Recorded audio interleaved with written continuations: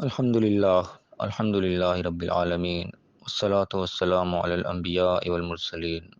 اعوذ باللہ من الشیطان الرجیم بسم اللہ الرحمن الرحیم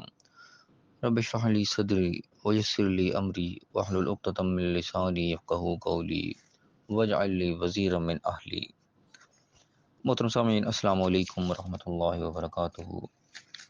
الحمدللہ، قرآن پاک کا مطالعہ ہمارا جاری ہے۔ سورہ بقرہ کی آیت نمبر 231 تک ہم پڑھ چکے ہیں۔ آج انشاءاللہ آیت نمبر 232 پڑھیں گے۔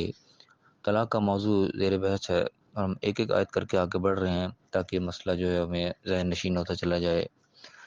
اب تک جو چیزیں ہم نے پڑھی ہیں، جو آیات پڑھی ہیں، ان میں جو اہم ترین باتیں ہیں، ان میں سب سے اہم ترین جو بات ہے وہ ذہن میں بٹھانے والی وہ یہ ہے کہ طلاق جو ہے وہ نکاح کے ختم ہونے کا نام ہے۔ اس بات کو ہم ضرور یاد رکھ لیں۔ جب تک نکاح ختم نہیں ہوگا اس وقت تک طلاق واقع نہیں ہوتی۔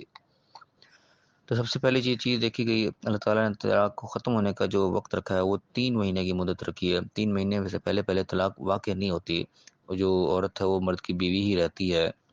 اس کو یہ حق دیا ہے کہ جب مرضی وہ 3 مہینے کے اندر اندر رجوع کر سکتا ہے بغیر کسی نئے نکاح کے۔ وہ اس کی بیوی ہوتی ہے، جب مرضی اس کو ہاتھ پکڑ کے اپنے پاس لے آئے وہ اس کی بیوی ہی تصور ہوگی۔ 3 مہینے جب مکمل ہوں گے اس وقت اس کے وہ نکاح سے خارج ہوگی، اور پھر اس وقت وہ طلاق واقع ہوگی، اور اس کے بعد اس کو واپس اپنے پاس لانے کے لیے نیا نکاح کرنا پڑے گا، نئے حق مہر کے ساتھ، نئی شرائط کے ساتھ مکمل ایک نیا نکاح ہوگا۔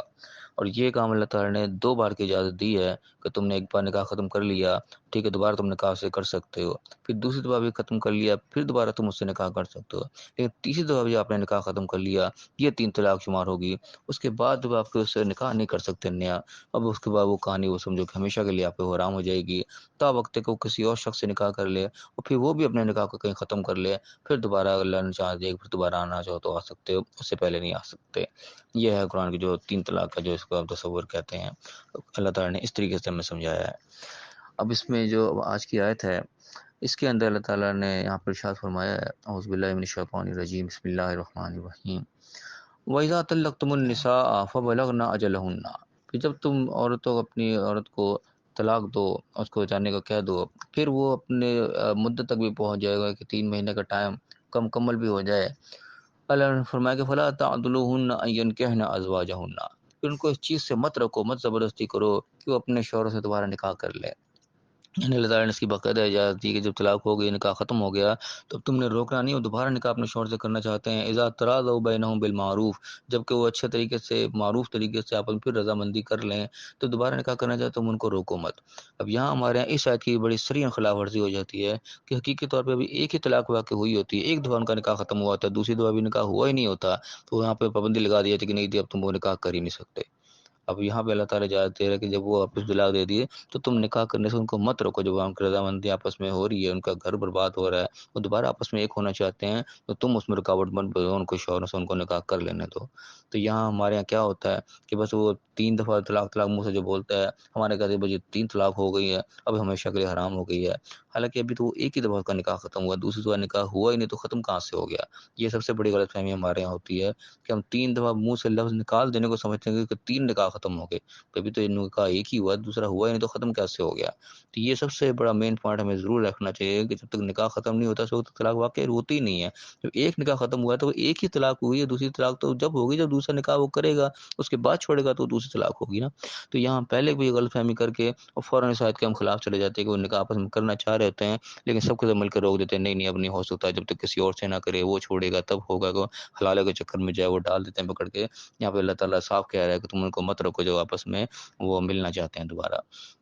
ہمیں ذالک یعظ بہ من کان منکم یؤمن باللہ والیوم الآخر، یہ اللہ کی طرف سے اس شخص کو نصیحت ہے، واعظ ہے اللہ کی طرف سے جو بھی تم میں سے اللہ پر اور یوم آخر پہ ایمان رکھتا ہے۔ یعنی کہ اس آیت کی خلاف ورزی کرنا ہے گویا کہ اللہ اور یوم آخر پر انکار کرنے کے مترادف ہے۔ اگر اللہ اور یوم آخر پہ ایمان ہے ہمارا تو یہ پابندی ہمارے کو کہ ہم ان کو مت روکیں جب آپس میں نکاح کرنا چاہتے ہیں۔ ابھی ایک ہی بار ان کا نکاح ختم ہوا ہے، اللہ تعالیٰ نے 3 بار نکاح کرنے کی اجازت رکھی ہے۔ پہلے ایک دفعہ نکاح ہوا ہے، پھر طلاق دے کے پھر دوبارہ بھی کر سکتے ہیں، پھر طلاق دے کے پھر تیسری بار کر سکتے ہیں، تیسری دفعہ جب طلاق دی جائے گی، نکاح ختم کیا جائے گا، تب یہ پابندی آتی ہے۔ تو یہاں پہلی دفعہ پہ یہ پابندی لگا دی جاتی ہے، ایک بہت بڑی غلط فہمی ہمارے یہاں ہوتی ہے۔ فرمایا کہ ذالکم ازکیٰ لکم واطہر، یہ تمہارے لیے نہایت پاکیزہ بہت ہی صاف ستھری بات ہے، یعنی کہ ایک بیوی اپنے شوہر کے بعد ہی واپس چلی جائے، اس سے زیادہ صاف ستھری کیا بات ہو سکتی ہے؟ کجا ایسے وہ کسی اور کے پاس جائے، وہاں چھوڑے، پھر واپس آئے، یہ تو نہایت ہی ناپاکی قسم کی بات ہے، بالکل جو ہے عجیب سی بات ہے کہ یہاں اللہ تعالیٰ اسی چیز کو تذکرہ کرے کہ تم انہی کے پاس ان کو واپس جانے دو، مت روکو،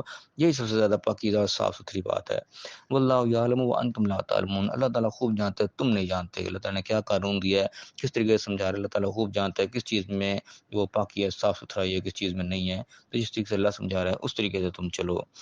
تو یہاں پہ یہ یاد رکھنے والی بات ہے کہ تمام آیات کے اندر بالمعروف بے احسان، بمعروف بے احسان کے الفاظ آ رہے ہیں کہ سارا پروسیجر جتنا یہ پروسیس ہوگا یہ معروف اور احسان والے طریقے سے، کوئی اس میں غصے غسائی نہیں ہے، کوئی لڑائی جھگڑا نہیں ہے، بڑے احسن طریقے کے ساتھ ملے تھے، اس طرح احسن طریقے سے ایک دوسرے سے جدا ہوا جا سکتا ہے۔ لیکن ہمارے معاشرے میں بالکل جو ہے عجیب و غریب معاملہ رائج ہے کہ اچانک سے غصے غسائی میں کام ہوتا ہے، ان کو ہمیشہ کے لیے جدا کیا جاتا ہے، حالانکہ اللہ تعالیٰ نے 3 مہینے کا ٹائم لمٹ رکھا ہے، اور 3 مہینے سوچنے سمجھنے کے لیے بہت ہوتے ہیں۔ 3 مہینے کے اندر انسان کو پتہ چل جاتا ہے کہ میرا جو فیصلہ تھا وہ صحیح تھا یا غلط تھا۔ ہاں اگر واقعی صحیح فیصلہ تھا تو 3 مہینے بھی انسان سکون سے گزار دے گا، اور بالکل ایک دوسرے سے الگ الگ ہو جائیں گے، اور پورے سوچ سمجھ کے یہ فیصلہ ہوگا، کبھی کوئی بعد میں پچھتانے والی بات نہیں ہوگی۔